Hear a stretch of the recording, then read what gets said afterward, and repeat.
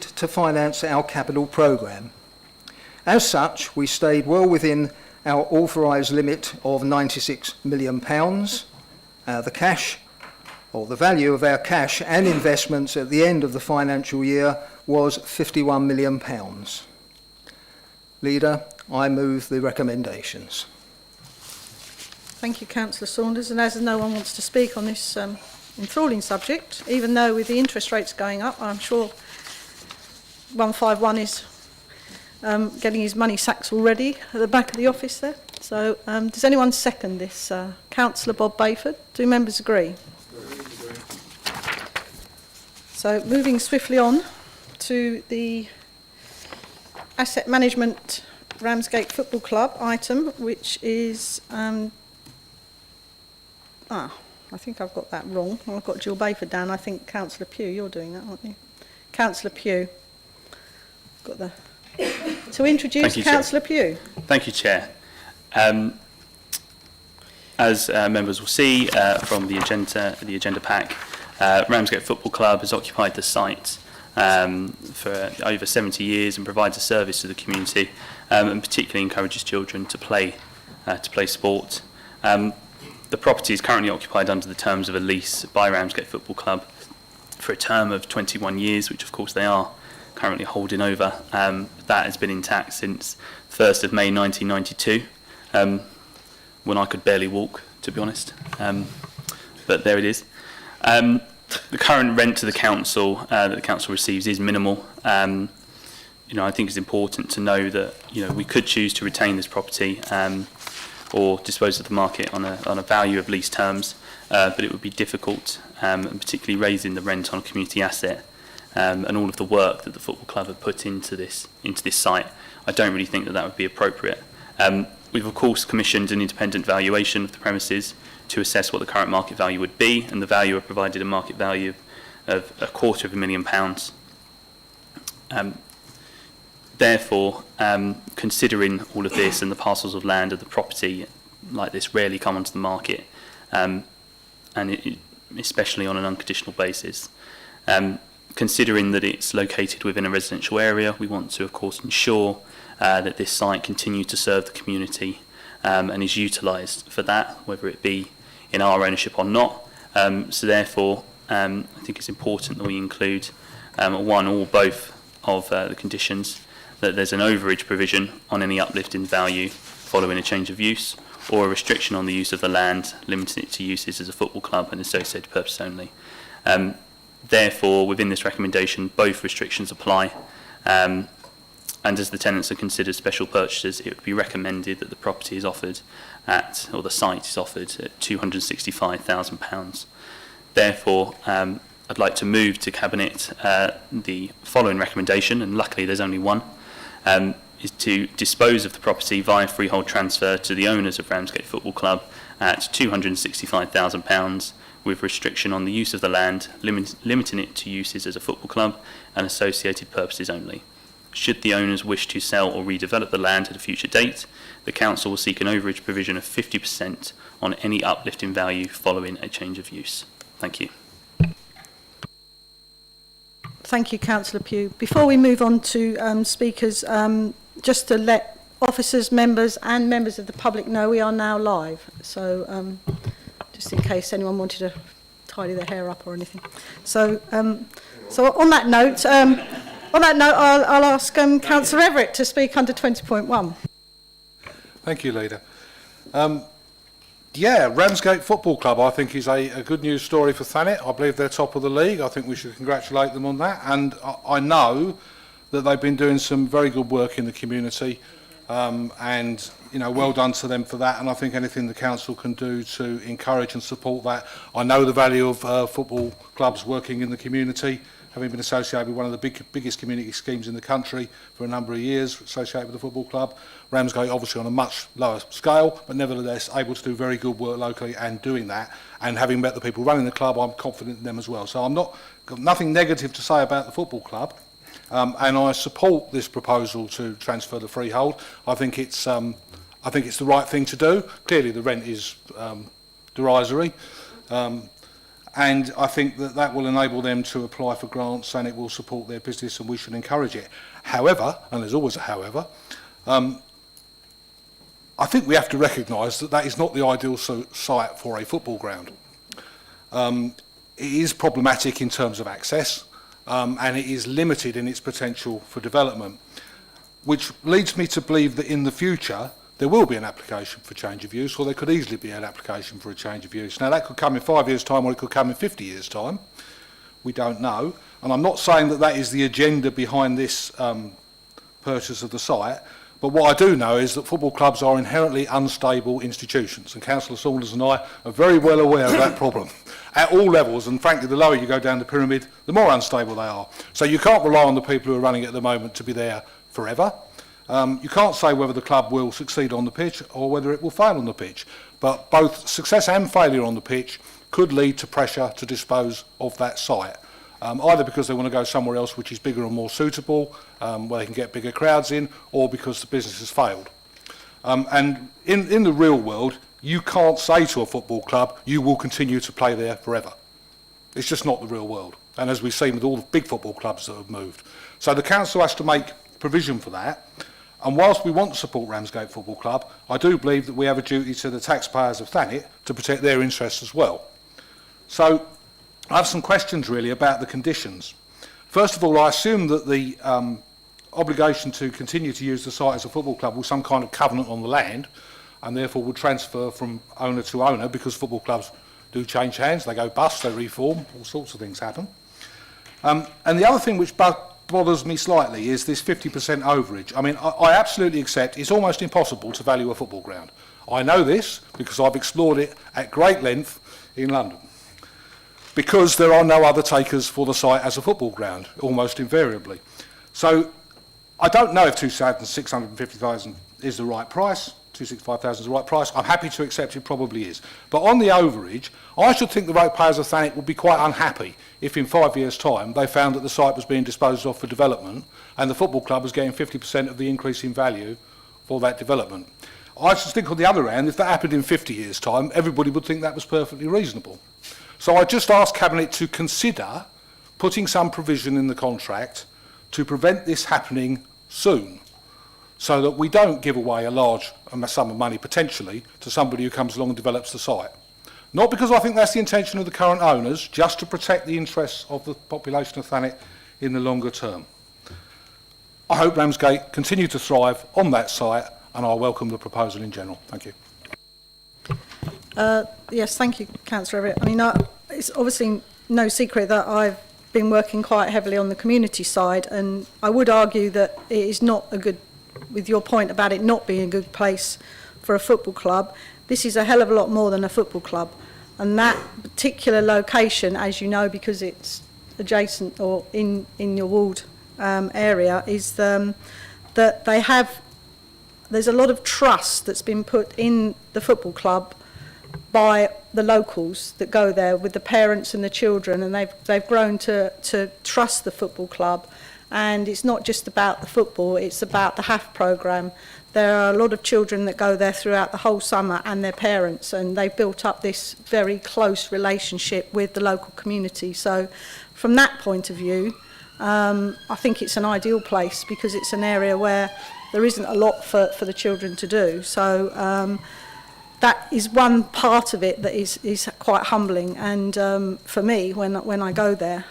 So the location is not all about the access to it and whether it's a football club to survive. This is a hell of a lot more than a football club, because of the programmes that they run there and the educational programmes they run there.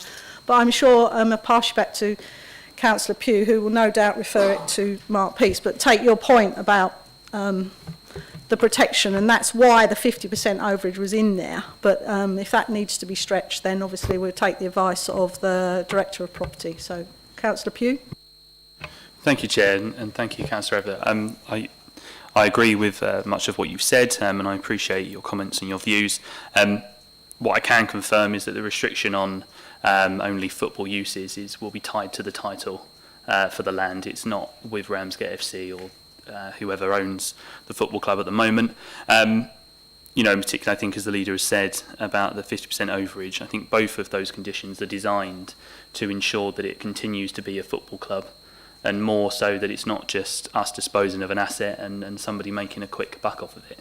I'm happy to defer to officers on your point about putting in maybe a 5-year time period or something like that, where the land couldn't be sold for any development or something like that.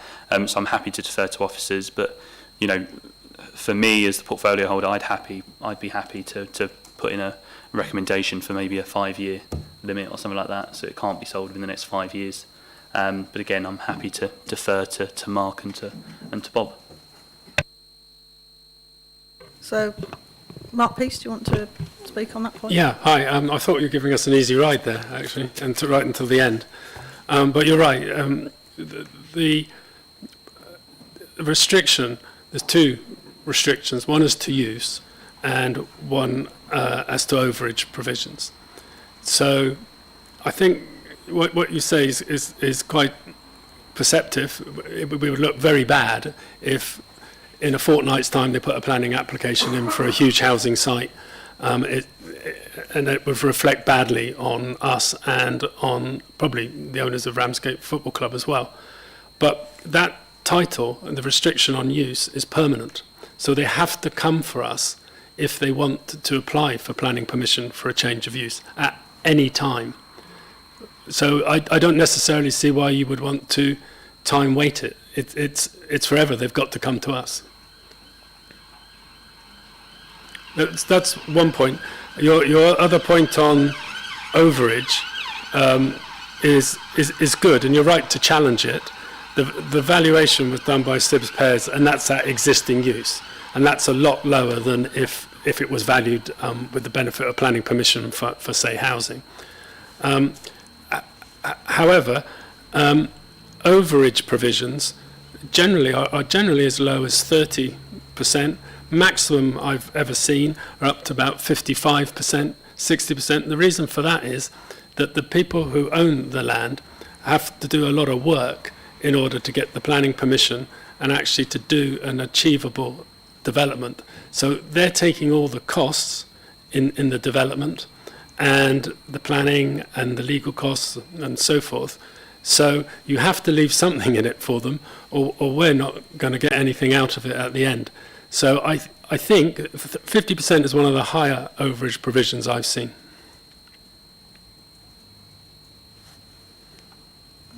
Councillor Bayford. Yeah, thank you, Chairman. I think the point Councillor Everett makes is absolutely spot on. You know, if that did change hands, you know, I don't know whether 5 years is the right time, but in any time, you know, it's going to be difficult, and people will suggest that, oh, you know, the council's been rolled over and whatever.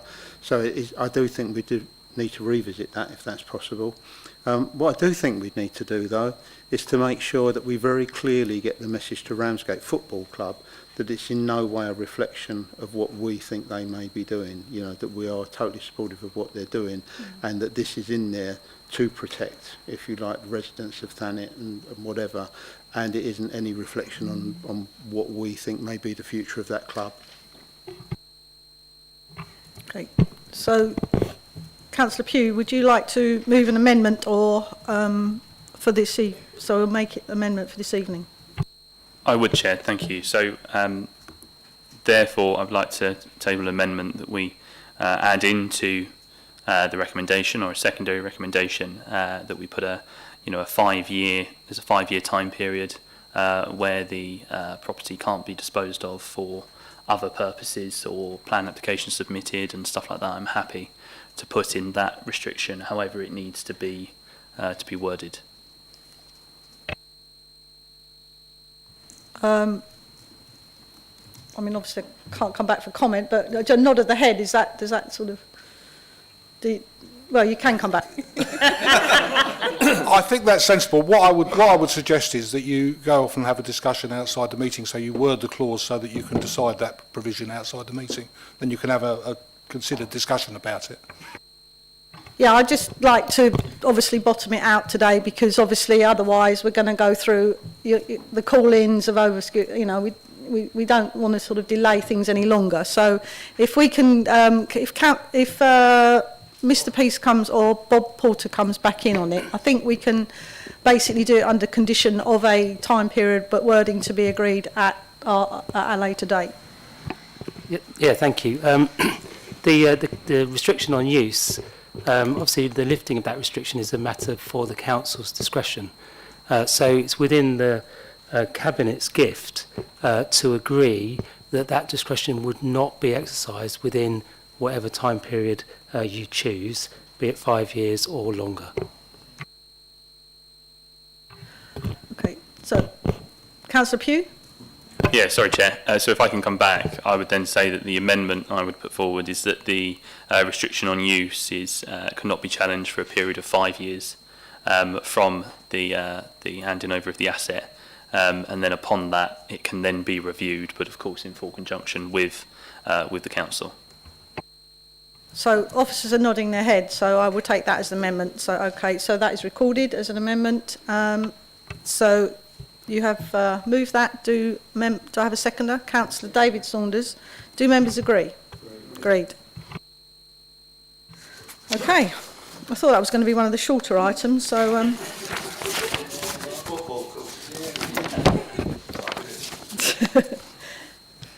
So item 7, housing delivery in Thanet. To introduce Councillor Jill Bayford.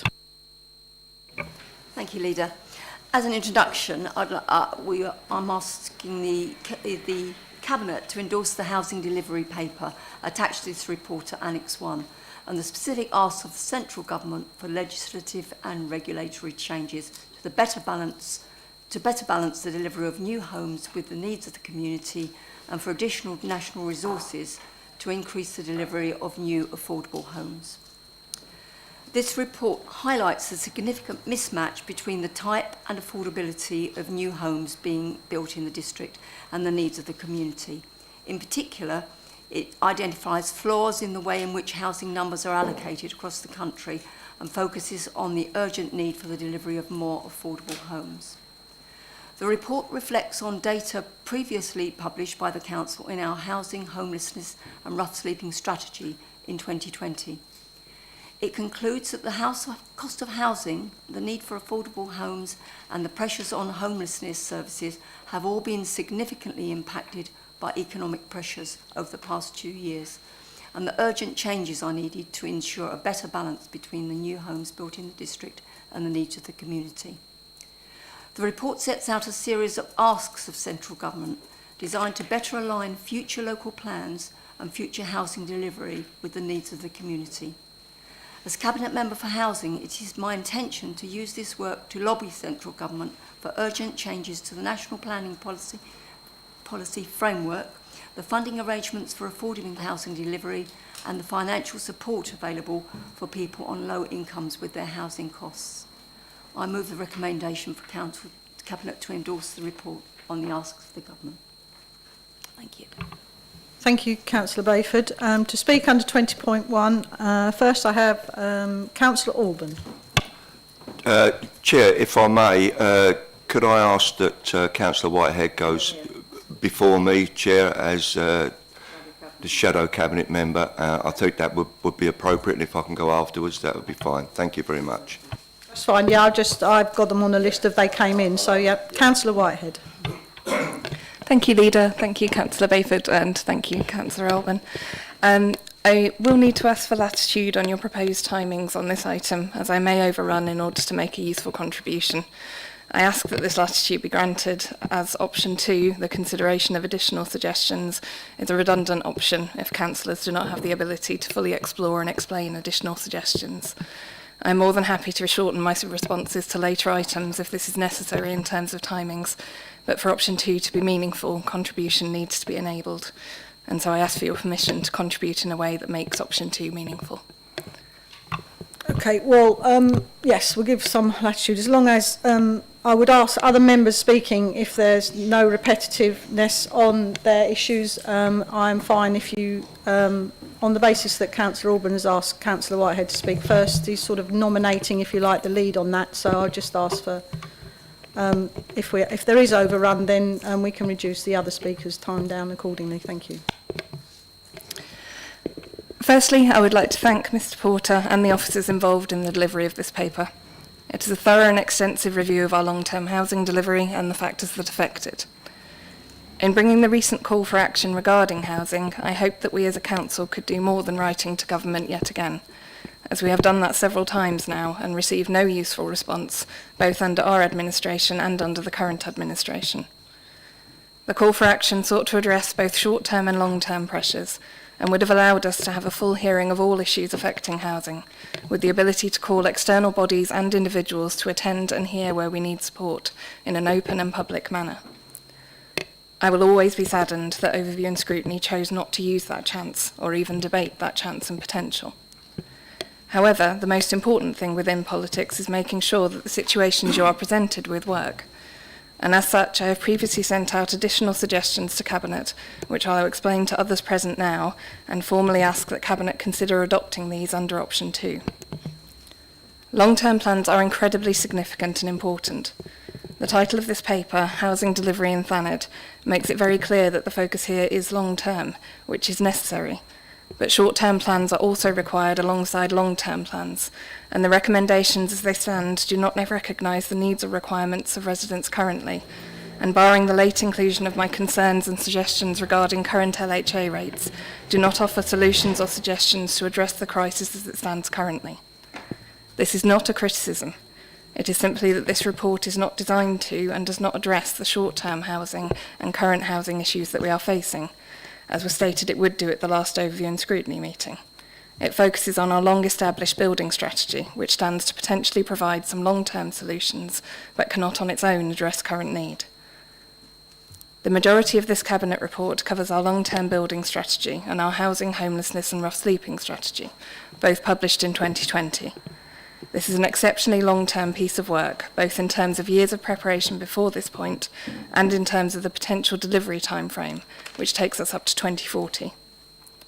Without long-term plans, we struggle, but the issues we face now are immediate and require an approach that also focuses on that immediacy, as our long-term ability to build and a desire to reduce required housing numbers, which are the main topics explored within this paper, do not address the housing situation that we face now and will continue to face. I have 5 suggestions and adaptations that, if adopted, I believe could make an immediate impact on the stresses within the local housing market and reduce the displacement and homelessness that we are seeing increase daily. If we do not ask for short-term interventions, we are quite literally sleepwalking into disaster for the residents who need us most.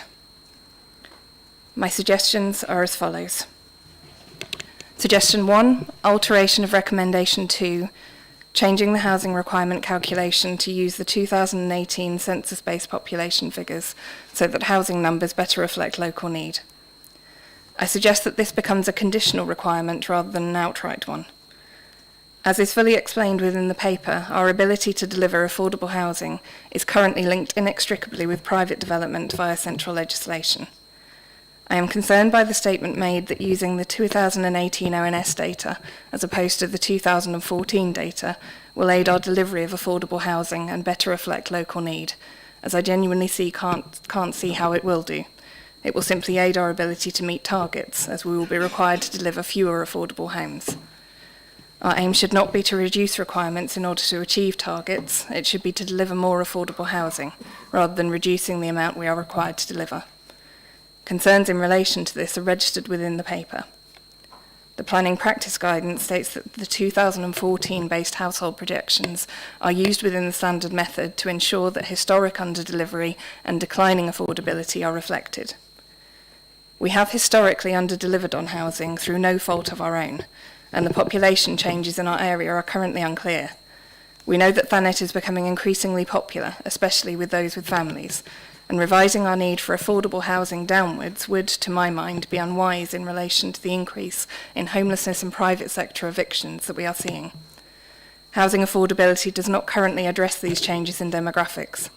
As the cost of living crisis continues, the percentage of families living in this area requiring affordable housing will increase, not decrease, unless we are happy to accept displacement of local residents and those on lower incomes.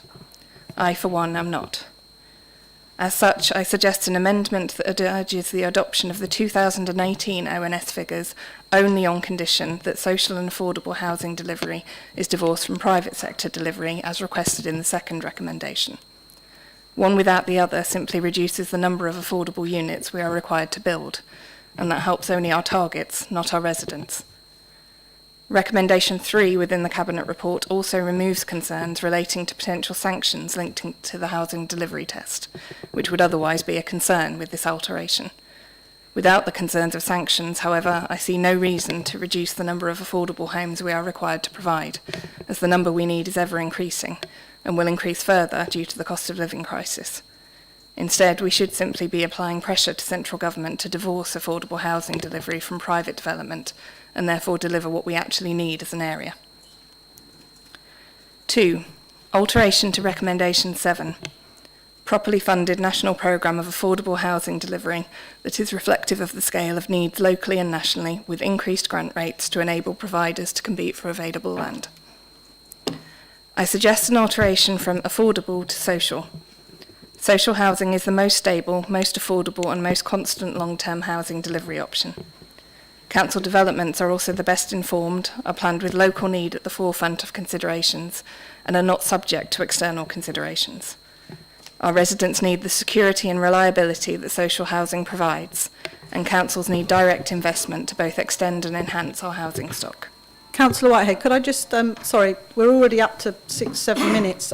Could I just ask you to just, because obviously you sent this paper to Cabinet earlier, could you go through the title of the points and then just the brief summary of it, because otherwise we've obviously got to take into account all of this information. You sent it through today. Quite happy to share that, obviously, if you're happy to share it with other members, for it to be brought. It's got to be brought back to consideration. But so if you would like to just read out your highlighted points and then just the first sort of sentence of summary to it, if that's okay. Is that I have okay with roughly you? a minute left to go because the last 3 are quite short. Thank you. 3, increase in council tax on second homes. We can also commit now as a council to introducing the discretionary 100% premium on second homes within our district, as proposed within the Levelling Up and Regeneration Bill. This is something that we can do independently rather than as a direct ask from government, as it should be in place by April 1st, 2024. But we can also write to them to express our support for the suggested changes and commit to this as a council ahead of time to not only indicate to residents that we are taking housing availability seriously, but to also give a clear period before introduction to raise awareness of the changes. 4, reversal of current stamp duty cuts. The recent plans to cut stamp duty will further exacerbate both the shortages in rental properties and the rent hyperinflation that we are seeing within Thanet. Using property as an economic stimulus does not work long term, and especially does not work for areas such as Thanet. Cuts to stamp duty will produce increased rent and lower property availability across Thanet. 5, introduction of new planning class for short-term rentals and Airbnb. As we are already directly asking for legislative and regulatory changes, it makes sense to also ask for ones that can make an immediate impact. One such change would be an adoption of a new usage class within planning to allow for monitoring of, and if necessary, planning permission requirements for new whole unit short-term rentals and Airbnbs. We can request, as I requested previously, that a C5 use class is introduced into primary planning legislation to enable us and other councils to have the ability to effectively monitor and manage the levels of temporary accommodation, such as Airbnb, so that our district is able to provide long-term homes for those who need them. Thank you. Thank you, Councillor Whitehead. Councillor Bayford, Jill Bayford, would you like to respond? I'd like to thank Councillor Whitehead for all the work she's put in. Our paper is complete, and arrangements are being made for a meeting with the Secretary of State. The very valid points that you have made will be discussed when this meeting takes place. Thank you very much. Thank you very much, Councillor Bayford.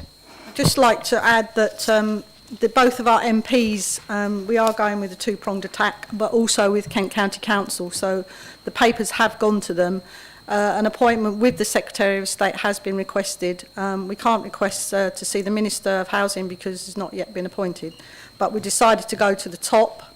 And and the request has gone in, and we're very hopeful that we will get in front of him. And obviously the whole purpose of this paper, which actually the start of it goes back to March, and then it's been added to since in June, July. It was hoped to go to the government before the recess, but then obviously there was a lot of change of Secretary of States due to various removals, and so we were unfortunately we weren't able to approach them before.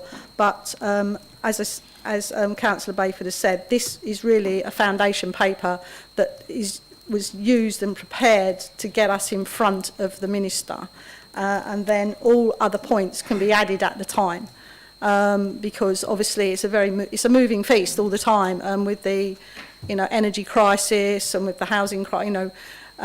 We now hear that mortgage rates are going to go up. There's all sorts of factors that just keep pouring on top of this. So this will be the basis of the discussion paper, and then all the other bits can be added in. And I'm sure that because some of the suggestions cross over into various different departments, Treasury, planning, there's all sorts of departments that would come to involve with that. So, I mean, if we come away with getting one result out of it, 1 point, then we've at least, done our best and got in front of them, which is a lot more than a lot of other district councils have done. So, my thanks do go to Bob Porter and his team, because there was a lot of work that went into this, and it goes right back. But as you can see, Thanet has always struggled to do what it needed to do, and I think this challenges the whole mechanism and the whole lack of joined up thinking with everything. So if we can at least manage to draw enough attention to that. So thank you for your points, and they will be used as a discussion points when we manage to get to Westminster. Thank you. Sorry, just to clarify, if we are taking the points forward, does that mean we're accepting option 2? Because that would be taking forward alternative suggestions and amendments. No, well, I've got to come back to, because it's obviously Councillor Bayford's paper, but no, the paper is there. What we're saying is that these points will be raised when we get in front of the Secretary of State on your behalf, as requested through this. Yes, I'd just like to endorse that. A lot of work's gone into this paper. It's been supported by meetings at the Cabinet Advisory Group and our regular meetings with Bob Porter.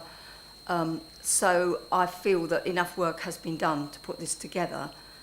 And as the leader has suggested, when it comes to this meeting, all these points will be considered. Thank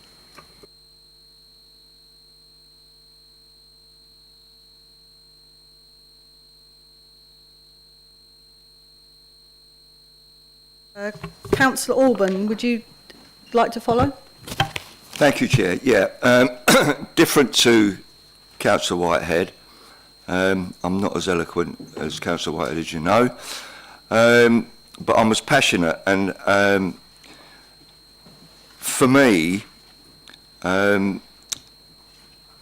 you know, I wrote to your good self and Councillor Bayford almost a couple of months ago now, I think, and included the MP into the state of our housing and the issues and problems that our residents face.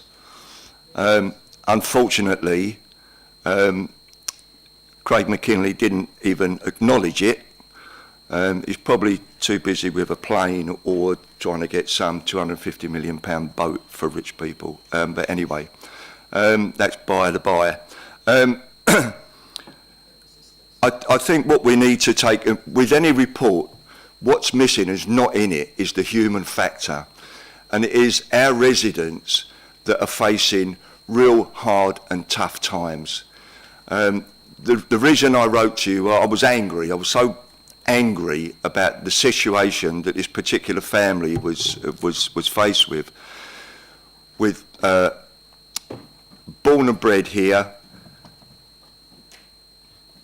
husband, wife, twins, and a very newborn baby, through no fault of their own, renting property which was quite squalid, to be honest, and the owner decided to sell. Sorry, Councillor Auburn, you're delving into personal casework, so just... No, I'm not going to say a case... Just being careful. No, I wasn't going to say anybody's name or do anything like that. All right, okay, let me put it down. The point of the matter is that we have a situation here where it is across other places across Kent, where families, through no fault of their own, are being they're losing their housing. The rents are so high they cannot afford to go anywhere else, and they end up on emergency housing. And our officers did everything that they could, but we haven't got emergency housing here. We got nowhere to put them up. Initially, they were told they might have to go to Wolverhampton, and what the effect of it is, they subsequently have ended up in Chatham. But what the consequences of that are is that the person, the husband was working here, is now probably going to lose his job. The children have had to lose their school. They've had to reset up home somewhere else through no fault of their own. This is the things that when you talk to the Secretary of State, that he or she have to know about. And affordable, and we do need, and I pick up Councillor Whitehead's point, we do need council housing, not just affordable housing, because even most of the people who live here can't even afford the affordable housing. Okay. I'm sorry, I'm passionate about Yes. it, and I'm angry about it, and I'm angry that this is a caseload that we're constantly getting. And we as a council, and I'm very pleased that what you're doing, Leader, but we need to ensure that they get the full brunt of what is happening on the ground. Thank you, Leader. Well, as you know me quite well enough, I think, to know that every time I do anything, they get the full brunt of everything. So I, like you and like everybody, we all share the pain of this, because it's not just happening in your ward, it's happening in every single ward. There is no different across the whole of Thanet, there's no different across the whole of Kent, and it's actually across the whole country. And I actually agree that it is in a terrible state, and we have endless discussions at Kent level, because Kent have the added problem of unaccompanied youths to house, and we have an immigration problem. We have horrendous problems here, and if I had a silver bullet, I would love to be able to go to the government tomorrow and borrow £100 million and build 2,500 homes in this district.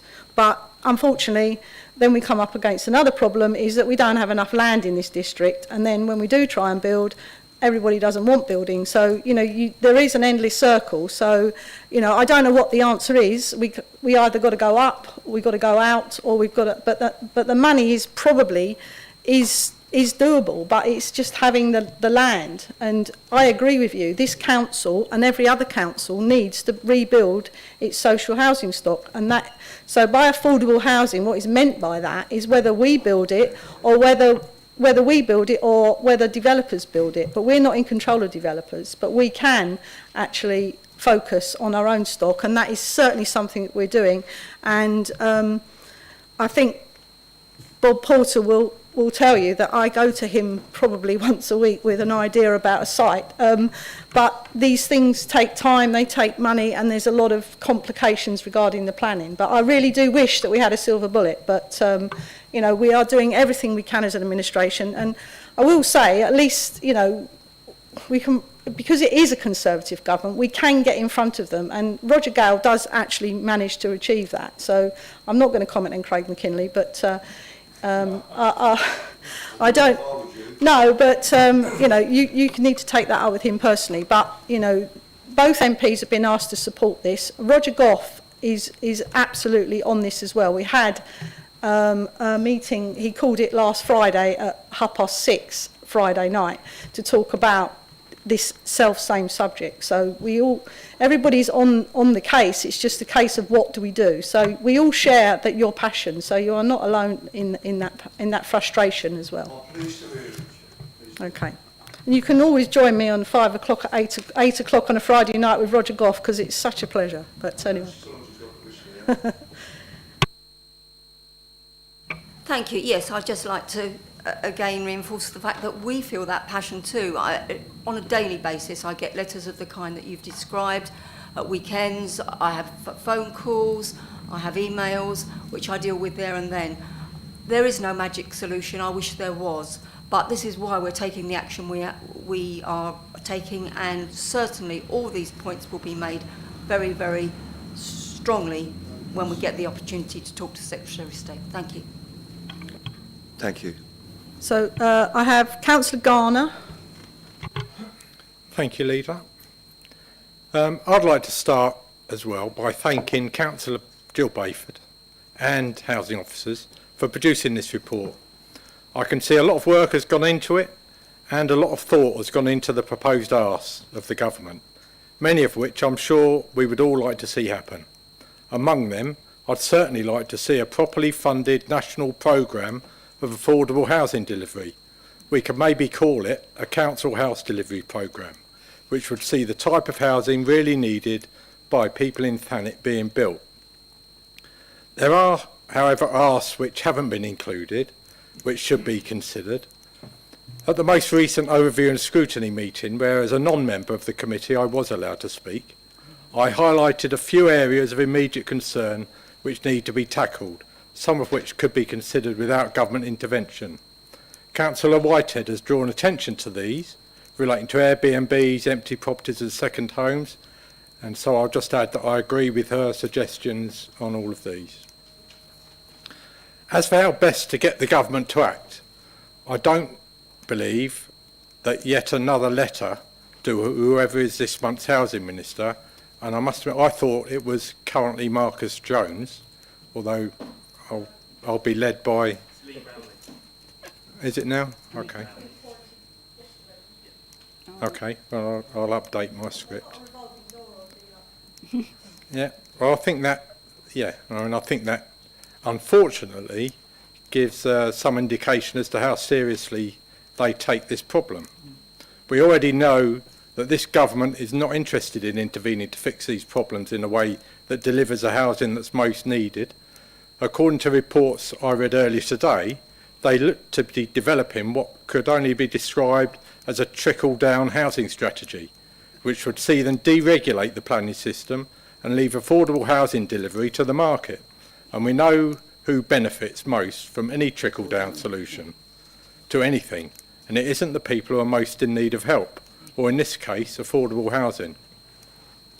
All solutions need to be considered, and I believe, along with a number of others here, it was wrong for the most recent overview and scrutiny committee to refuse to even debate a call to action on housing, which could have enabled us to conduct a full hearing into these issues. We need to hear from our MPs, Craig McKinley and Sir Roger Gale, about what they're going to do to persuade their government to take the action needed to help their constituents, and a full public hearing would have been an ideal place for them to do this. Thank you. Councillor Bayford. Thank you, Councillor Garner. Obviously, a lot of the solutions to this have been already suggested in our letter, but and we have already engaged our MPs, as the leader has said. It's agreed that the control of Airbnbs would be beneficial to the local housing market, although not specifically the subject of this paper.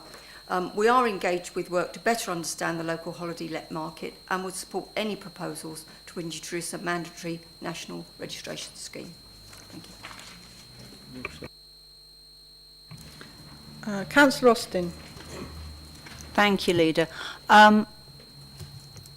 Thank you very much to Councillor Bayford and Bob and his team for this paper. It's excellent and thoroughly comprehensive, and also contains a lot of useful information for those of us who are not experts in housing. I think it's extremely positive about the information that you've shared this evening about the possibility of a meeting with the Secretary of State. However, I do share Councillor Whitehead's concerns about this being a long-term strategy rather than a short-term one, and I'd like to compliment Councillor Whitehead on the huge amount of work that she has also put in to the call to action and to today's paper. I think there are things that obviously are bubbling under, like discussion about Airbnbs that we need to take forward very quickly. I don't see any reason why we can't immediately implement a 200% council tax rate for second homes. Maidstone Council have done it. Other councils in Kent have done it. I don't understand why we can't do that.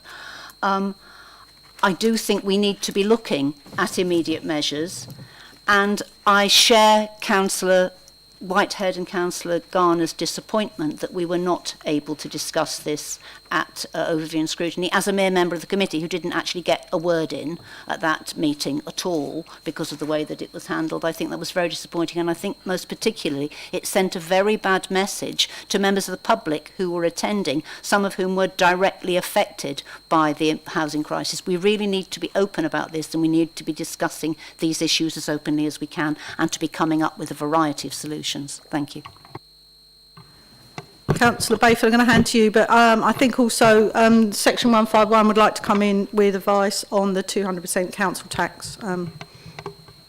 So I'll hand you back to Councillor Bayford and then we'll pass. Right, just to say again that the moves that we are making address the issues that you have given us. To be perfectly honest, I cannot see how any solutions can be very, very short term. These things need to be put into place with careful planning and strategies. But I think there is one, particular that you're able to help us with. Thank you, Councillor. Yes, so there are some powers in place already to charge for long-term empty properties, not second homes.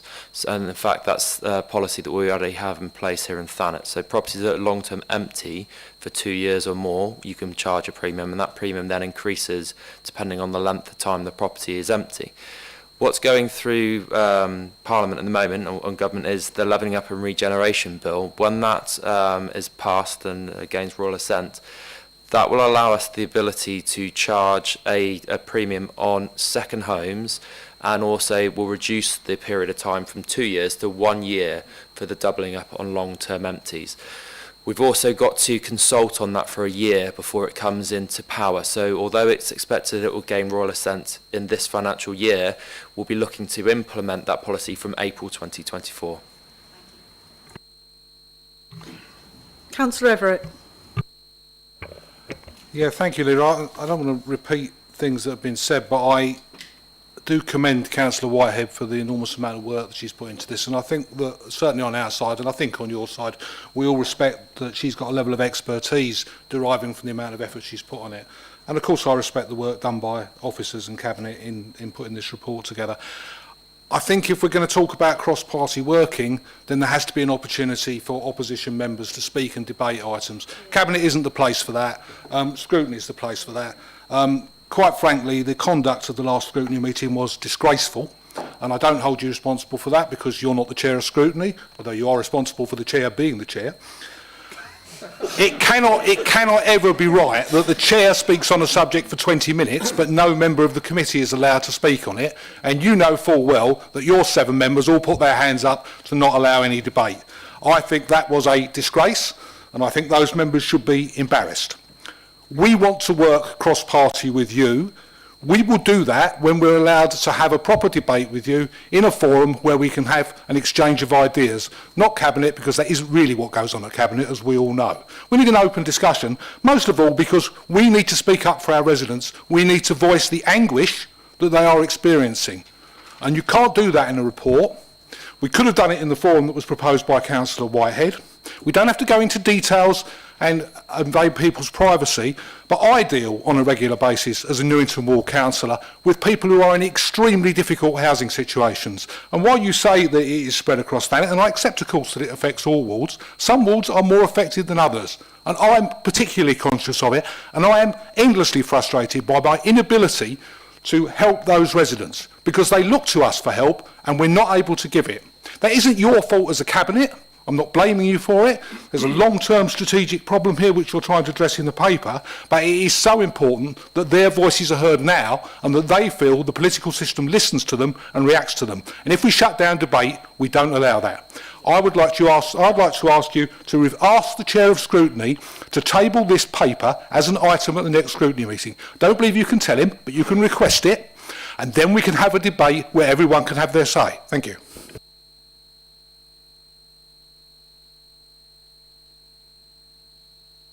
Councillor Bayford, this is your... I mean, I'll have to take that away and consider it. I don't actually believe that scrutiny is the right place for it. I think that we can have sensible discussions across party without having to bring a call for action, because my call for action is I pick the phone up and I speak to someone and I say this is what I want to do, and that's exactly what I did when I asked Roger Gale to write to the Secretary of State. Here is the letter.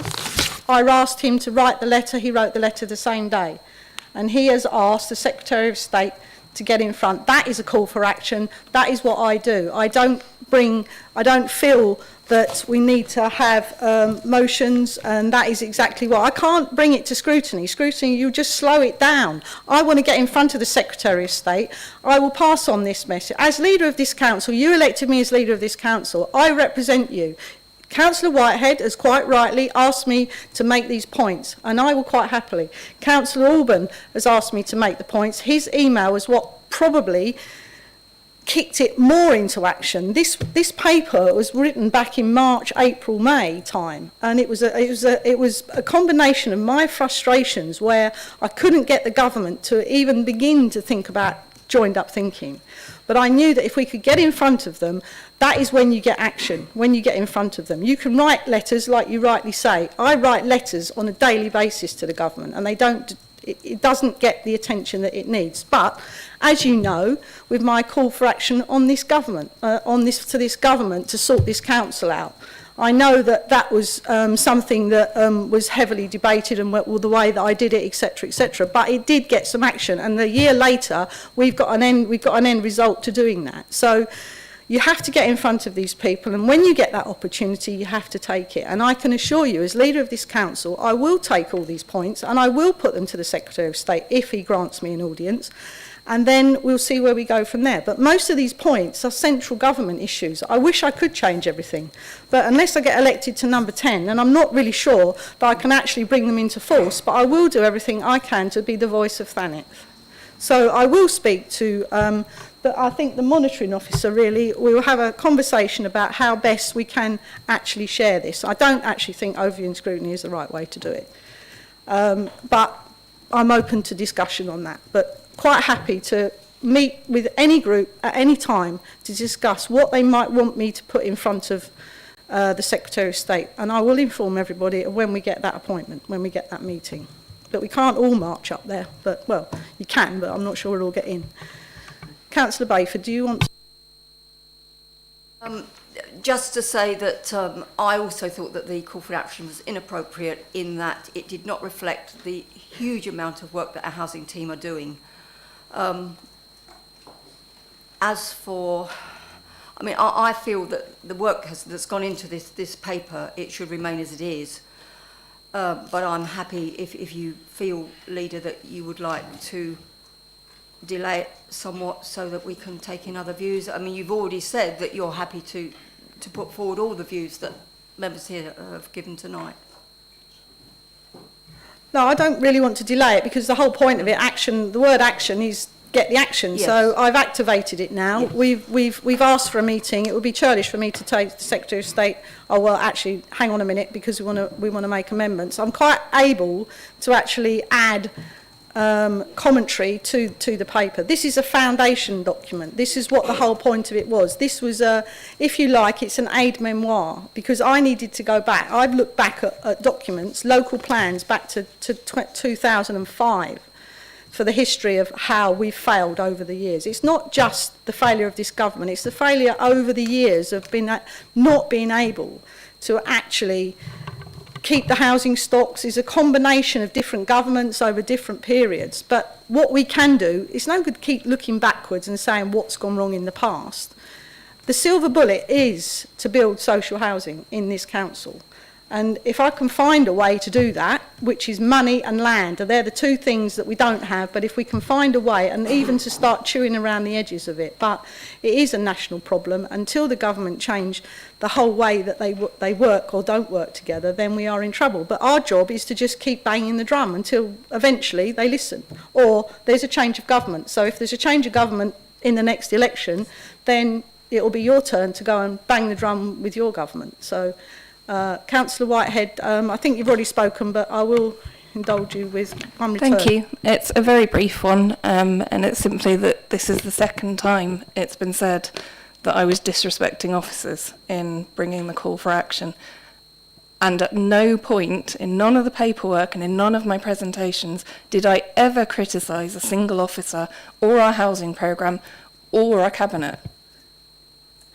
It's just not correct, and it's not inappropriate, because everything I've said about bringing external forces to bear on this in order to solve it, you said in a press article. So if I am inappropriate, that was also inappropriate, and I don't think that's correct or fair to me. Thank you. Thank you, Councillor Whitehead. I didn't say respect, I said reflect. I said that the call for action did not reflect the hard work that the officers did. It's not inappropriate to call for external support. I felt it was, sorry. Okay. Councillor Bailey. Thank you, Leader. I don't think I need to elaborate anymore. I think everything's been said. I just hope you can take some of this passion that you've seen tonight when you meet the Minister. Thank you.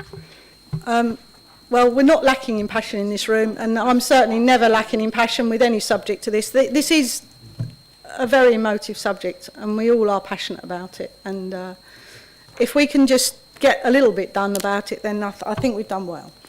I think that is all the speakers. So, Councillor Bayford, you have asked members on recommendation 1. Yeah, I move the recommendation of Cabinet to endorse the report on the asks of Parliament. Seconder? Councillor Pugh? Do members agree? Item 8, Margate Town Deal Project, Theatre Royal Margate. Councillor Pugh to introduce. Thank you, Chair. I'm pleased to be bringing this report to Cabinet in order to be able to commence delivery of one of the Margate Town Deal projects, delivery of the Theatre Royal. This project has been approved by Central Government and the funding is due to arrive by the end of the month. As part of the Margate Town Deal, the Theatre Royal Margate has an allocation of £2 million to deliver much needed works to the theatre. This funding will help unlock other public and private match funding in order to develop a hub of performing arts in Margate. This is an exciting time for Margate's creative industries, and the theatre provides a significant opportunity to build on the performing arts for Margate and the wider area. I would like to therefore recommend that 1. We give delegated authority to the Director of Regeneration in consultation with the Interim Director of Property to market the proposal for the Theatre Royal and 19 Hawley Square in order to identify an operator or commercial partner. Therefore, giving delegated authority to the Interim Director and Interim Head of Legal and Monitoring Officer in consultation with the portfolio holder to negotiate the lease heads of terms and all other ancillary documents. And in addition, the finalised lease heads of terms and relevant ancillary documents to be brought back to Cabinet for final approval. Number 2, unfortunately, the expression of interest to the Arts Council England Cultural Development Fund has not been successful, therefore I remove this recommendation. We will, however, be talking to the Arts Council and considering other mechanisms for public and private sector investment. Recommendation number 3, approve the submission of an application for a development phase grant to the National Lottery Heritage Fund, and in turn authorise the Director of Regeneration to agree the final submission documents based on approval from the Section 151 officer. And finally, recommendation number 4 is to approve the commissioning of the urgent works of the Theatre Royal as set out in surveys completed in 2021, funded from Historic England. Thank you. Thank you, Councillor Pugh. To speak under 20.1, Councillor Whitehead. Thank you, Leader, and thank you, Councillor Pugh. To be honest, most of my question revolved around the relation of the funding bids for the sort of hub and spoke thing that was being proposed for the Cliftonville cultural space. So all I really have to say is that I'm fully in support of the urgent works required to both the theatre and to 19 Hawley Square, especially as planting grass to number 19 shows the urgency of our progress, especially in relation to structural works. And most of my query really has been answered by that, so I can be mercifully brief. Thank you. Councillor Pugh, do you want to respond? Yeah, thank you, Chair. Thank you, Councillor Whitehead. That's all. Also to speak, under 20.1, Councillor Yates. Thank you, Leader. And I welcome this report, as it will mean that the Theatre Royal repairs can be commissioned as soon as possible, and I think everyone welcomes that, and it's good to hear the money will be with us by the end of the month so we can start that process. Just two questions. The first is around the actual seating within the Theatre Royal. Now, I've raised this previously and had no answer, but I believe the seating as is at the Theatre Royal has been given away. And I'd like to know whether that's true, and if it has been given away, what process is being followed to ensure these public assets are sold or transferred in an open and transparent manner. So that's the first question. Second question's, when we're discussing the lease with operators, can we include some obligations on the operators or owners to include local community groups, local organisations as part of their offering? Because I know Theatre Royal has supported local groups in the past. Thank you. Not aware of the seating, but I don't know if Councillor Pugh, I might have to pass it over to the property director for that. But Councillor Pugh, are you aware of any seating being removed? Thank you, Chair. I'll hand that over to our Director of Property. On the second point that you raised, Councillor Yates, happy to look into that. We can explore that and putting that in as a condition in the heads of terms. I think at this stage, I think it's important that we kind of get started with all of this, but that's certainly something that we can look into.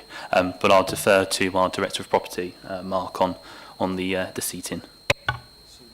We've had inquiries about it, but we haven't sold any seating in the Theatre Royal. And it was there last week when I inspected.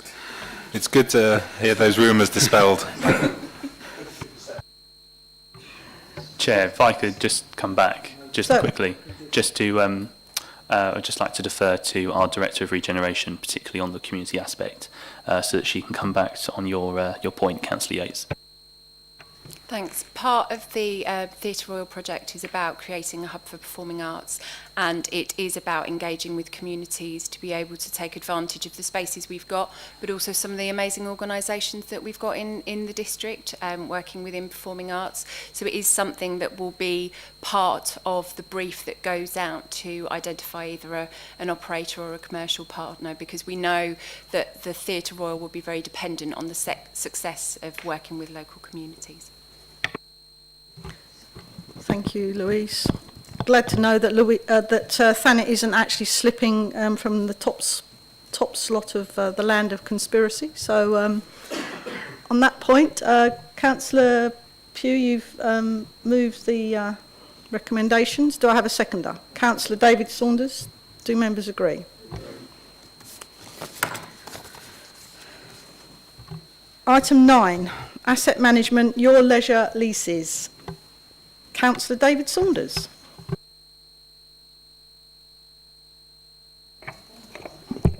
Well, Leader, I'm totally unprepared because I've got on my paperwork that this is down to my colleague on my right. Sorry, Chair, it is me. If you're happy for me to take it on, David, that's okay. I'm happy you'll take it on. What I'm interested in is the money when it comes in, and we've found someone to cover the leases. Thank you. Oh, right, okay, so follow the money. So on that case, my paperwork is wrong, so my apologies. I should actually know this, but I know you love fighting between you on this subject, so Councillor Pugh to introduce. I have. Yeah, thank you, Councillor Saunders. It's a shame because you could have taken this one off. If I'd have known, could have taken this one off my back for tonight. But no worries. As members will see from the Cabinet agenda item report, the leases and the original lease for Your Leisure in the buildings that they lease off of us dates back to 1999. For many of you, as a reference to myself, that was around the time that I was in primary school and probably taking swimming lessons at Hartsdown Leisure Centre. This includes many of the buildings from back from 1999. It includes more buildings than currently Your Leisure run and operate, and some of these have been gradually surrendered back to TDC. And the existing lease covers Northdown House, the Winter Gardens, Hartsdown Leisure Centre and Ramsgate Leisure Centre. And of course members will know that the Winter Gardens was taken back under the custodianship of the council on the 12th of August of this year. Within the district, Thanet, Your Leisure manages a range of facilities and services under the existing lease and annual funding arrangements with the council. There will be separate leases put forward within this motion, this recommendation, for both Ramsgate and Hartsdown Leisure Centres, and the heads of terms will include break clauses so that we can continue to monitor the situation. And I think it provides a bit more of stability, particularly not just for Your Leisure, but also for the council and for residents as well. Therefore, I would like to, the recommendation heads of terms agreed being negotiated with Your Leisure is influenced by 4 key factors, these being the financial implications of the coronavirus pandemic and future viability, the lack of local authority funding to provide the required operational subsidy, the ongoing and substantial maintenance, repair and refurbishment costs, and the opportunity for TDC to utilise funding from the Margate Town Deal Fund. Therefore, I would like to put forward the following recommendations, and bear with me because there are 5, but I will get through them all. 1 is to agree to surrender of the current lease in its totality and re-grant 2 new independent leases for Hartsdown Leisure Centre and Ramsgate Leisure Centre. 2, to give delegated authority to the Interim Director of Property to enter into a relevant agreement or agreements for new leases with Your Leisure on terms to be agreed. 3, to give delegated authority to the Acting Director of Finance and Operations to negotiate the sharing agreement with Your Leisure for the wider provision of services provided through Your Leisure. 4, to give delegated authority to the Acting Director of Finance and Operations to negotiate the service concession agreement with Your Leisure for the wider provision of foreshore-related activities. And finally, recommendation number 5, to give delegated authority to the Director of Law and Democracy to sign all documents necessary to give effect to the surrender and subsequent leases. Thank you.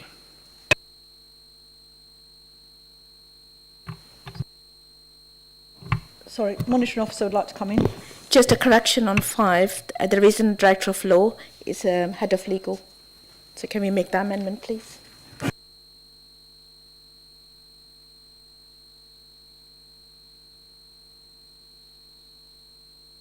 Yes, amendment's been made, monitoring officer. So thank you, Councillor Pugh. To speak under 20.1, Councillor Whitehead. Sorry, I've lost my list there. Councillor Whitehead. Thank you, Leader. It's probably just me, but the arrangement of the options within this item I found slightly confusing just in terms of numbering, as 3.2 as a recommendation also includes 3.2 through to 3.5, all of which could be potentially separate items, and so it's this that I wish to ask for further clarity on. I am in support of the 2 new leases, as I feel that they are likely necessary in the current scenario. However, I also feel that we should, as a council, have a greater degree of control, if only in availability of information in terms of the surrendered leases and the potential future management of services. I have no issue with delegating, although others here are perfectly free to disagree with that statement, but we are here speaking of the negotiation and delegation of service provision that could potentially be managed in-house and produce significant societal value and income generation for the council. As an example of this, Councillor Yates was a strong proponent of an in-house beach hut service, as am I, to both extend our provision and allow for direct income generation. Investing to earn in order to create revenue is important, but without knowing the specifics of delegation or the future of those leases that are being surrendered or renegotiated, we are potentially losing input into services that could provide a significant opportunity if subject to councillor input. As such, I would like to ask for clarification on the leases and functions that are due to be subject to delegation, and ask Cabinet to consider addressing these through the Cabinet system rather than via delegation, so that councillors can offer ideas and strategies to inform potential plans. Thank you. Councillor Pugh, do we refer it to 151? Yeah, thank you, Chair. I'll refer it to our 151 officer for clarity. Thank you, Councillor. I think it's would be of benefit actually if this is discussed outside of this meeting and we give a full response back at that point of time, if that's acceptable, rather than deciding at this point in time what elements of the delegations are considered appropriate has been considered previously. But I think a further discussion would be merited if you're in agreement, Chair. Absolutely. This is a highly complex and intricate mechanism and highly sensitive because this is about an outside body. So I think obviously take the advice of the 151. More than happy to call a Cabinet and Shadow if that's okay, and then the Cabinet can then refer, the Shadow can refer it back to group, or if you want an extended meeting from that, a combined Cabinet Shadow, because it is a very complex subject, and there again there's no silver bullet to this one either. So I think it would be appropriate to do that. So if Councillor Pugh that can be arranged, then I'm sure that we can have an open discussion. If group leaders want, if they come as well, so that covers the other groups as well to be invited in. If that's okay, Councillor Pugh. Yeah, thank you, Chair. Yeah, I think that's absolutely fine. I think that's certainly something that we can get set up and arranged. And I appreciate the strength and feeling, particularly around, you know, varying options and opportunities there may be for, particularly to do with our foreshores and our beach huts and everything. You know, I think it goes without saying, I'm incredibly passionate about our foreshore and our proms. You know, many a time, I see people along our shore enjoying their beach huts, and I know that there are many other residents that also want beach huts, and there's a long waiting list. So, you know, I'm very acutely aware of that issue, and I believe that best can be solved through your leisure and their management of the beach huts and everything that comes with that. But more than happy for us to take that back and look into that properly and set up those meetings. So yeah. Councillor Garner. Thank you. Yeah, I have a question and concerns, I think, along the similar lines to Councillor Whitehead. I'll ask them anyway, because they're not very long. The 1.3 mentions, as you've mentioned, a number of leases with your leisure that expire in 2 years, on October the 2024. Could you confirm that all the other services that are contracted to your leisure, including the beach huts, also end at the same time? And if they don't, then when do they end? I'm assuming, I think you've said they do, so I'll assume that. My concern does regard the options. We seem to be, there's a danger that your leisure contracts will be rolled over beyond October 2024 without a full assessment of all alternative providers. So please can you confirm that this won't happen, that there will be investigating alternative providers of all the services currently provided by your leisure, and how would this assessment process be managed? And I'm assuming one of the answers is there will be a meeting with Shadow Cabinet and group leaders to fully explore these options before any decisions are made. Thank you. Whoever they may be in 2024. Councillor Pugh. Thank you, Leader. Thank you, Councillor Garner, for your question. I can confirm that all of the agreements are due to expire in October 2024. So that includes the management of the beach huts and the provision and all of that. On the second point that you made, I think it's important that we be relatively quite positive about your leisure, and in the same way that we wanted earlier in this cabinet meeting to provide assurances to Ramsgate Football Club and the disposal of that land and that asset. I see no reason why we can't provide assurances to your leisure, who operate these facilities on behalf of the council and for residents of Thanet, that we can't be able to provide them with some assurities. Of them continuing to do so. More than happy for us to have meetings about this and discuss it in a very open and transparent way, as we always do. So I'm more than happy to take that up. Thank you, Councillor Pugh. I think that's all I have under 20.1. So it has been moved. Do I have a seconder? Councillor Bob Bayford, or did you want to speak? I just want to say something very briefly. Oh, okay, far away. It's interesting, Councillor Garner says we should look to alternative providers. I don't think people will be falling over themselves to take over leisure centres right at this moment in time. And I don't think your leisure are given enough credit for the fact that they've weathered some considerable storms. It appears better than some leisure centres in other parts of the country. So, there seems to be an implication that there's something better around the corner. But I think that, your leisure, their merits need to be looked at, as well as perhaps occasional things we think could be improved. I think that's a very good point. Leisure facility outsourced management has struggled very much over the pandemic and even prior to that, so I think that's a very good point. So I need a seconder. Councillor Jill Bayford. Do members agree? Are we on the last item? So item 10. I'm sure that's what everybody's been waiting for in the visitors. Margate Winter Gardens update and decisions. Councillor Pugh. Thank you, Chair. We understand acutely that the Winter Gardens has been a vital part of Margate's year-round offer. It is a valuable asset to the council and its communities, and the council understands that it is much loved by the local community, with a great deal of interest and passion about its future. This passion has been presented to us through a petition, and we would like to acknowledge the full council's referral of this petition to this meeting.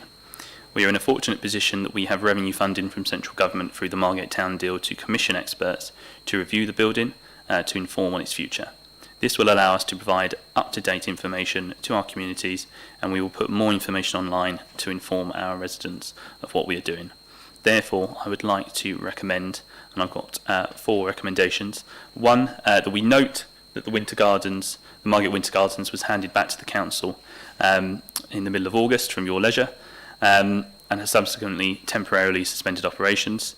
2, to note that a petition signed by 2,000 signatories was submitted to the council requesting a public meeting. It has been recommended that the council does not hold a public meeting, but ensures that further information is added to the council website with a timeline of next steps. And it is recommended through the review of the nighttime economy that engagement with Thanet's communities is undertaken to understand how they would use the Winter Gardens. I will, however, offer that when we have further information, as I have stated in a council meeting some months ago, and something that we can present to people, to residents and the community, that we will have a meeting about the Winter Gardens. So I think it's important to note that. Recommendation number 3, we are asked to agree the next steps in delivering the Margate Town Deal Winter Gardens project, including commissioning experts to complete a costed structural survey, commission a complete set of drawings for the site, identify all legal requirements, and commission a team of multidisciplinary consultants to review the nighttime economy in Margate and the Winter Gardens. The role in that, this will include engagement with Thanet's communities to understand the audience potential for a venue. And finally, recommendation number 4, we give delegated authority to the Interim Director of Property in consultation with the Economic Development Portfolio Holder and the Director of Regeneration to market the leisure opportunity at the Margate Winter Gardens in order to identify potential interest from operators and or a commercial partner. Thank you. Thank you, Councillor Pugh. To speak under 20.1, Councillor Yates. Thank you, Leader, and thank you, Councillor Pugh. This report into Winter Gardens is kicking the can down the road again. and it's still not giving residents a timed plan for what is going to happen to this venue. I acknowledge it gives details into what the feasibility study will do. However, there's still no timelines, so it continues to raise more questions than answers. So I hope Councillor Pugh has a pen, as I'll be asking 7 questions, which I think sum up a lot of the views that are out there and is required, and this is why the public meeting was asked. So first question, Councillor Pugh mentions a timeline. Can we have any indication of when that will be put on the website? Question 2, has the £300,000 for the feasibility study been received? Question 3, when will the feasibility study when will the procurement for the feasibility study begin? Question 4, how long will we give that feasibility study company in order to complete the study? Are we talking about 1 month? Are we talking about a year? Any indication about how long that process we expect them to take? Question 5, will the feasibility study be made public when it is complete? As Councillor Everett has said earlier tonight, it is our job to speak up for residents. In total, over 3,000 people signed the petition asking to hear what the plan is for the Winter Gardens. We have members of the Margate Operatic Society here tonight, and I believe the public deserve to know the detail. So I'll just continue. Question 6, as well as the timeline questions, it'd be good to know how many operators or owners have shown interest in the venue. Question 7. Is it question 7 or question 6? You would know, Councillor Yates, really, so... This is number 6, you've already done 5. Do you want me to read them out to you? No, it's fine. I know what the next question is. Will the commitment tonight by Councillor Pugh for a public meeting, will that be minuted in tonight's minutes? My last question is about, again, it's about public involvement in the Winter Gardens. So similar to the Theatre Royal, can I make a recommendation that we ensure local groups like the Margate Operatic Society, our local schools and community groups will be allocated a number of days or time within any future operator arrangement, any future lease arrangement, to ensure that the Margate Winter Gardens continues to serve our local community. Thank you.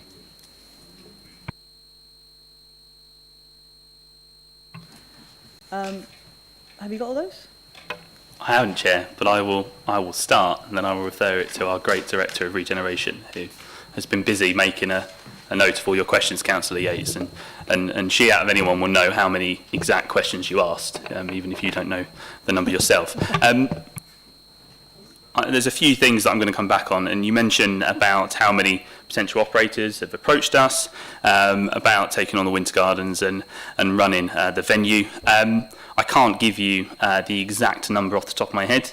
I've got members of the public gesturing free. To be honest, it may be more than that, because, Councillor Yates, you're very aware that you've referred to us people that are interested in the Winter Gardens yourself.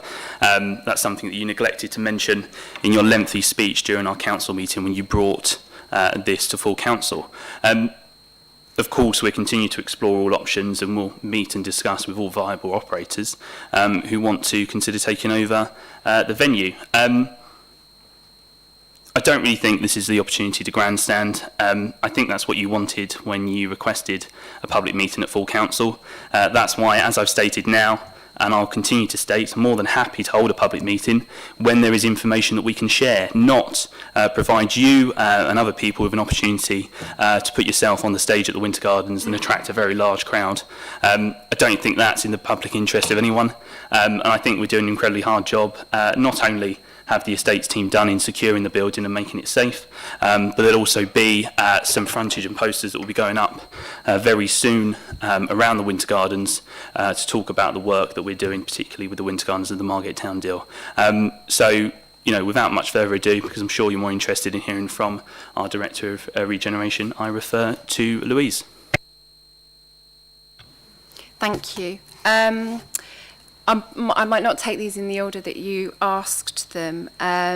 We are finalising briefs for the structural survey and the legal advice, so that we make sure we have that information to hand, because we know that if we have the right kind of knowledge around the structure and cost of work to the building, then we're in a better position to engage with commercial operators and or commercial partners. In terms of the town deal funding, I think it's due to come in September. So the end of this month, we're expecting that funding, and we've programmed it in to deliver within this financial year. So we will be starting that work imminently. I don't expect some of those commissions, like the structural survey, the drawings of the building, will take particularly long to do, as long as they're booked in with the organisations that need to do that. Councillor Pugh's answered the question about interest. We've had quite a bit of interest. I think we need to be armed with all of the relevant information to be able to further some of those discussions. And I think there's further interest coming in through our estates department. So we're taking note of those people, and then we can share the information when we go out to the market. The other question around the nighttime economy strategy. So this is about, because we will be looking for a commercial partner, the local authority doesn't have the funding needed to invest to bring the building up to the standard it should be. We are looking for commercial operators and partners on that basis. We want to make sure that we've got enough evidence to show where the Winter Gardens' role is in the Margate nighttime economy, Thanet, East Kent and broader. We need to make sure that we can prove some of that audience, which is about the engagement with communities, to understand how they would use the Winter Gardens, what would they be willing to pay, how would they use it, etc. But it will also help inform what other entertainment venues, leisure venues are doing in and around Margate. So it will be a public document, and one that we can share, because it's important that others can take advantage of that as well, and there'll be things in there that will also help with the Theatre Royal. So we know that that's important. One of the things that we will be asking for in the brief out to the marketplace is, what is your offer, commercial organisation, in terms of the building and the offer in that site? As the recommendation says, we're going out, this is about leisure, it's about the Winter Gardens' continuing role in Margate Thriving 365. So we want to make sure that it works and is financially sustainable. So what we can't do is put lots of prerequisites in that won't make it possible for it to succeed. But what we do know is some of those people that we have already spoken to are interested in how the local community is part of the Winter Gardens. But what we need to do is, in the first instance, is ask how commercial organisations can make it succeed, and have a sensible discussion about that. And then I guess in terms of timeline, probably towards the end of this week, maybe the following week, we can start to sketch something together that says, within this period of time, these are the things that we will be doing. I don't have a length of time on the feasibility study yet. That will be more for those, the nighttime economy study, that will be more for the consultants to put forward and say, this is how long we think that will take. But I would be hopeful that it would either be by the end of this year or early next year.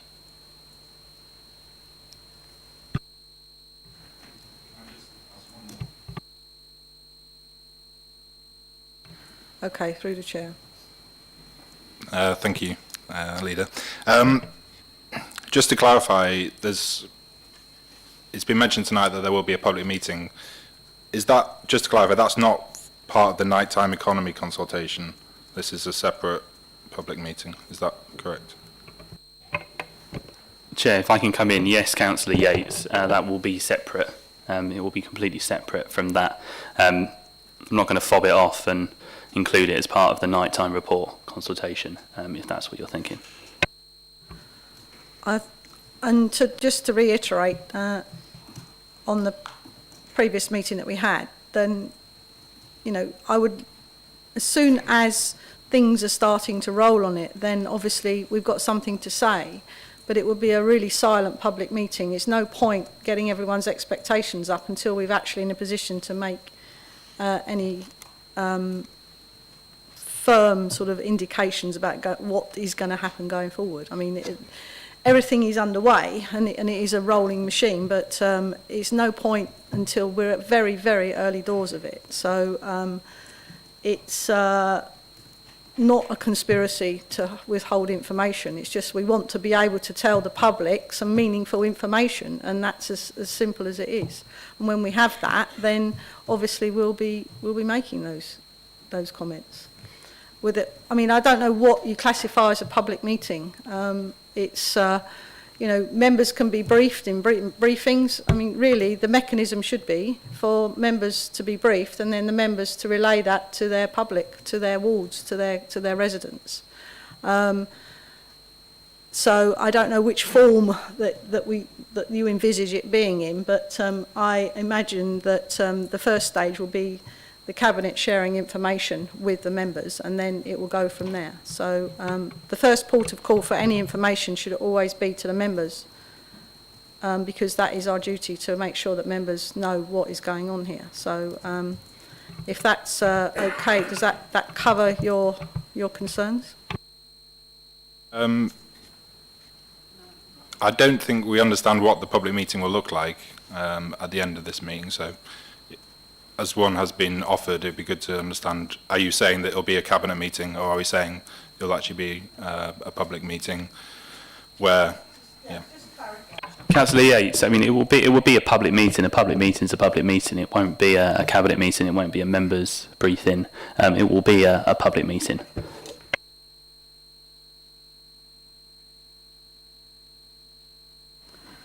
Okay, so Councillor Austin. Thank you, Leader. I'm afraid I have to disagree with the idea that having a public meeting will be silent. I don't think it will be silent at all. I think it's indicated by the number of people who signed the petition and the number of people in the public gallery. This is an issue of considerable concern. Councillor Pugh mentioned earlier on about openness and transparency. I don't think it would do any harm to hold an initial public meeting with those who feel strongly about this and another one later. I know we're all pressured for time, but really, I mentioned earlier that the way it looked for us not to have had a debate about our pressing housing issues. I am also concerned about the way it looks, that we're not actually taking on board the level of public concern about this matter. It may be that we don't have a huge amount to tell people, but at least we can listen to them. That would be really helpful. With regard to information going via ward councillors, oh, I wish. If I did not have to work full-time trying to get information to share with residents, I would be delighted. We are talking about the Margate Winter Gardens. Yes, I know we are. I would respectfully remind you that actually the Margate Winter Gardens isn't actually in your ward. It isn't, but I would really like to be kept informed. For example, the nighttime economy review, I really welcome that, but Councillor Garner and I must have been asleep because we didn't know anything about that. I really welcome it, and I'd love to know how we can contribute to that, because we've got big issue with the nighttime economy in my ward. Can I just, sorry, the nighttime economy review is for the Winter Gardens. It's specific to the Winter Gardens. It didn't read that way. I'm sorry, I've misunderstood. It would be good to have a broader one, however. The final point that I wanted to make, and it's the one that I make all the time, and Councillor Pugh and I go backwards and forwards on this, is the matter about not having had a long-term business plan and having lost external funding. This is the point at which I say, when I was a senior local authority officer, I would have been sacked if this had happened, and where are our business plans, etc., etc. And that is not intended in any way as a criticism of our existing officers. We have a small but beautifully marked regeneration team who have to put everything out to consultants. I really think we need to be looking at beefing up that team so that we have stronger work there, a broader range of skills, and we can be producing these business plans in timely fashion and also sharing them widely with both members and residents. Thank you. So, Councillor Pugh, I'm not sure there's a direct question about the Winter Gardens, but if you'd like to comment. Thank you, Chair. No, there wasn't, but I'll come back anyway. Thank you, Councillor Austin. I mean, look, you know, we talk about open and transparency and everything. I mean, I don't think there's been, up until now, an administration of this council that has been this open and transparent. I think that's incredibly important to note. That's not a criticism of other administrations, but I think it's a key pillar of this cabinet, of what we want to achieve. I don't want to offend Councillor Orban, of course, but somebody, no, I'm not going to say it.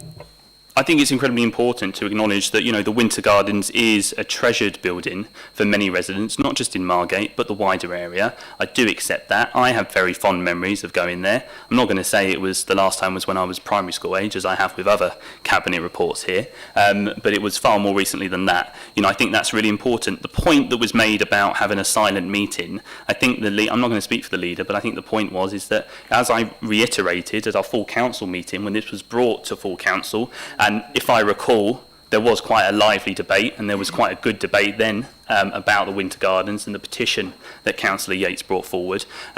So I wouldn't say that members haven't had an opportunity to debate this and to discuss it in an open public forum in probably the most transparent way possible.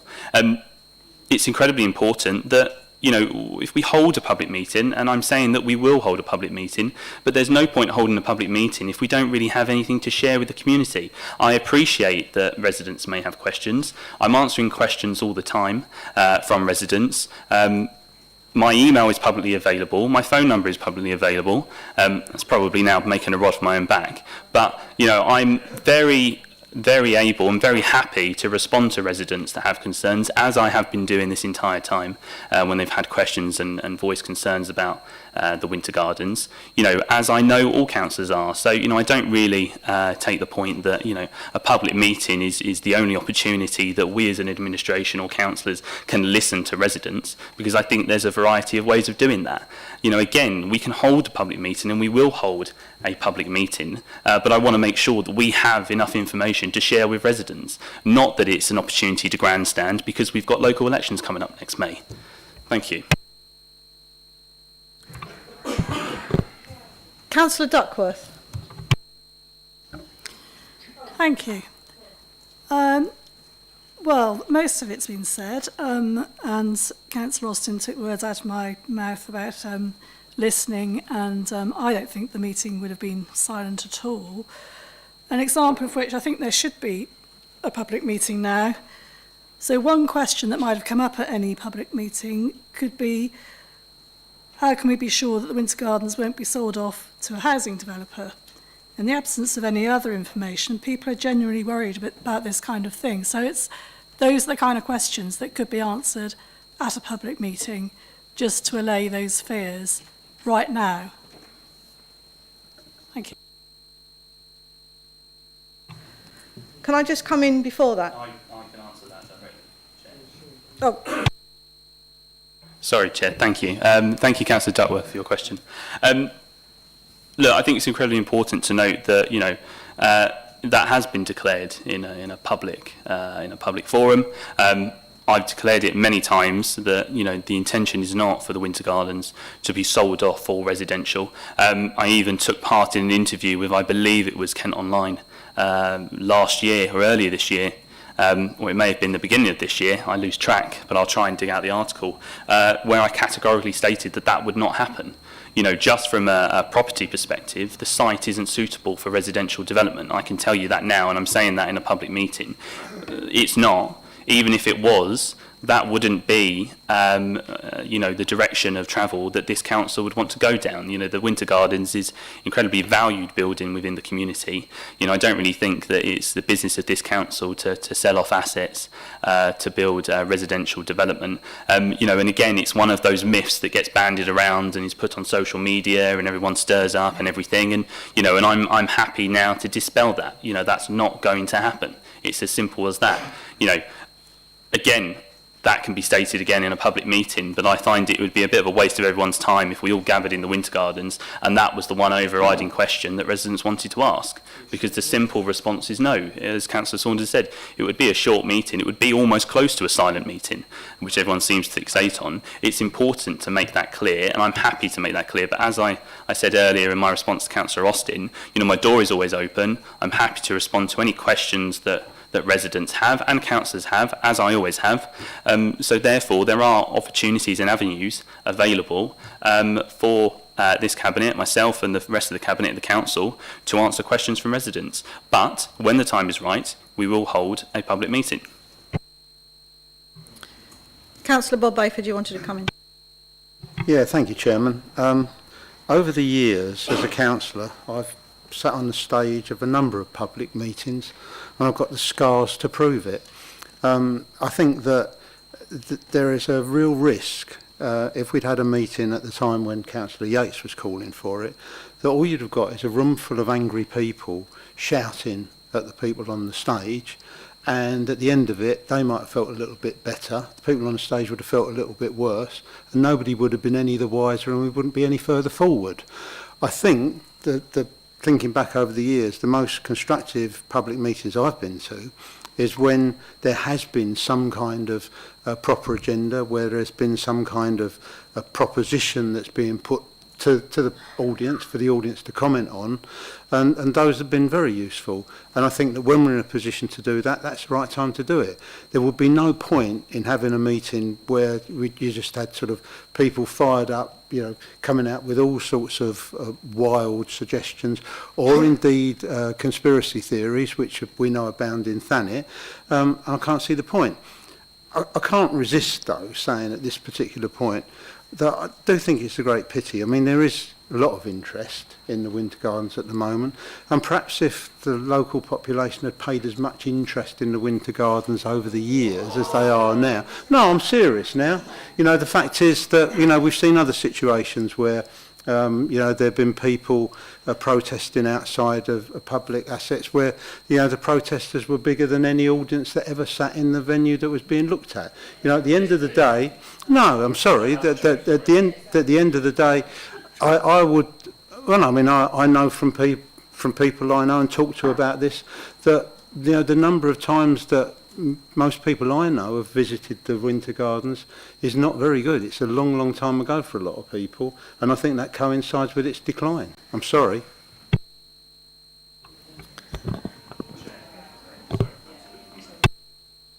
Sorry, Chair, I just wanted to add, for the benefit of everyone here, that, you know, I do take on point, I do take on board the points that have been raised, and something that I've neglected to add until now, mainly because I've been focused on answering questions, is that, you know, as a council, we're trying to make sure that information goes out far and wide about everything that we do. One of those things is the future of the Winter Gardens and the long-term future and success of the Winter Gardens. And because of that, why I have now taken part in, with other members of the council and officers, in recording some short pieces to camera at the Winter Gardens. It was a couple of weeks ago. We were organising this video to be put out that will be shared on our social media channels, because, you know, there's other ways. It's just another example of other ways that we're trying to make sure that we dispel some of the myths there are about the Winter Gardens, and that as many people within the community are assured at the position that we've taken and what we're trying to do here.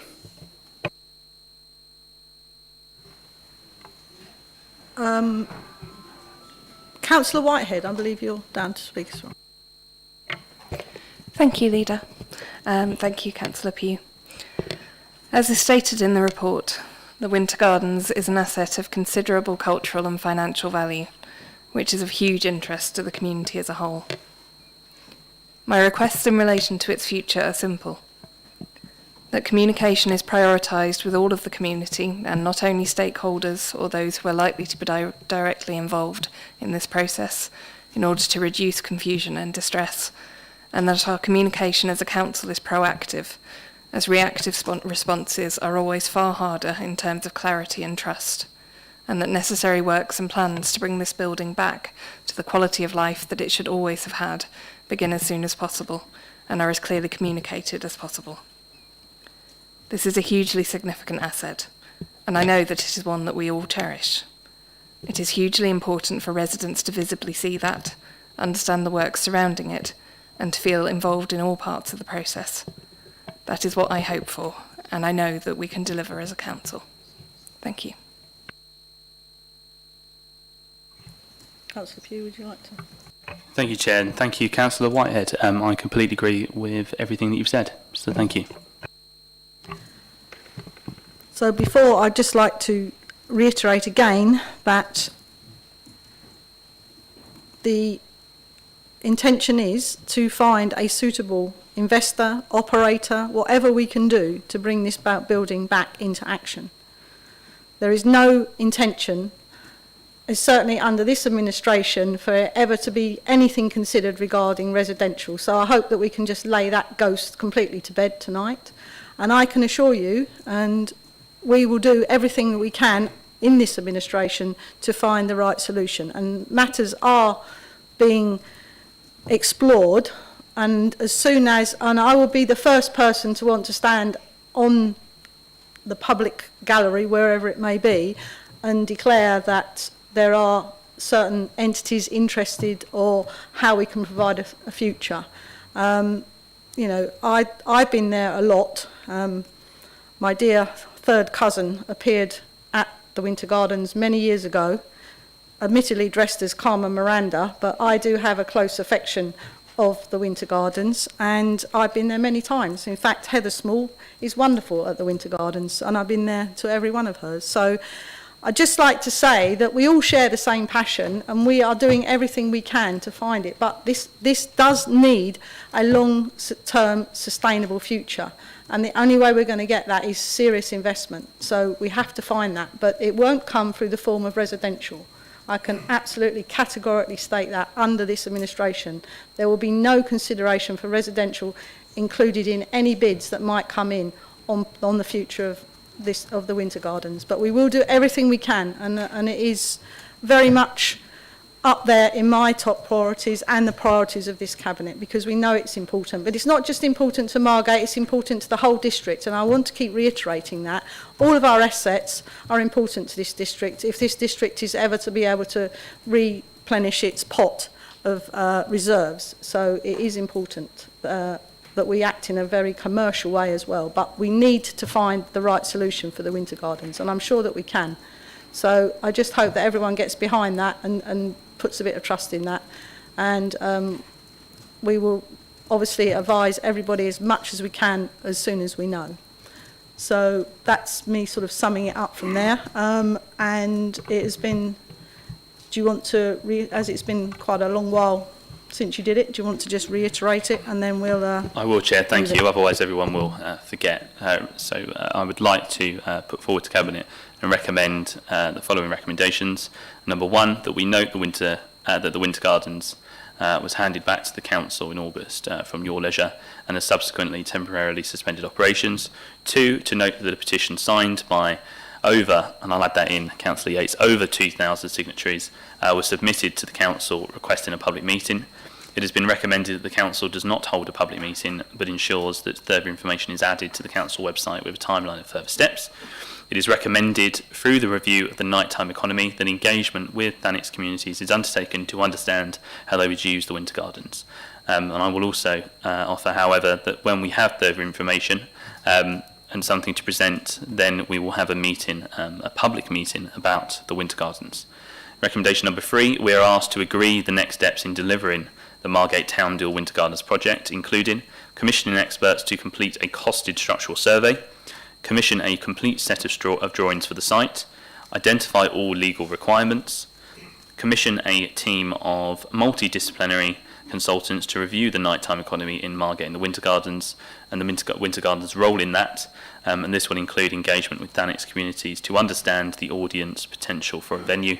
And finally, recommendation number 4, we give delegated authority to the Interim Director of Property in consultation with the Economic Development Portfolio Holder and the Director of Regeneration to market the leisure opportunity at the Margate Winter Gardens in order to identify potential interest from operators and or a commercial partner. Couldn't have put it better myself, Councillor Pugh. Do I have a seconder? Councillor David Saunders. Do members agree? Thank you, Cabinet. So thank you, members, officers and members of the public.